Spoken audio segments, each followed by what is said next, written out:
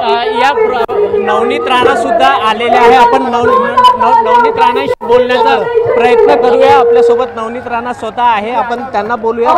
प्रमुख अतिथी म्हणून आहे, काय सांगाल? खूप माहोल आहे।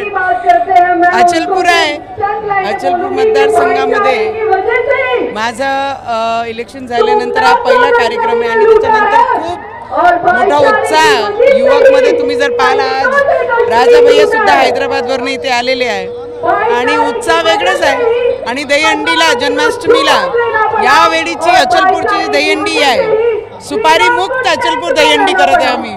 तर तुम्ही भाषणामध्ये बोलले की राजा भैयाने हैदराबादवरून साथ दिली भावानी, परंतु इथल्या भावांनी साथ नाही दिली, सुपारी घेतली। आता ते सुपारी बहादूर आहे, जे मोठे दादा भाऊ आहे।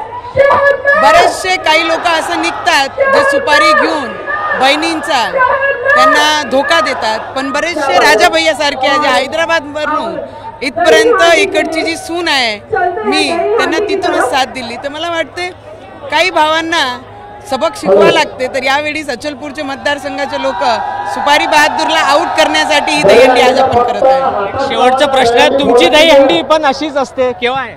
आपली दहीहंडी आमची म्हणजे सगळी आपलीच आहे, कारण अमरावती आपली जी स्वाभिमानची माझी जे भारतीय जनता पार्टीची दहीहंडी मिळून आम्ही जे अमरावतीला घेतो खूप मोठं भव्य असते।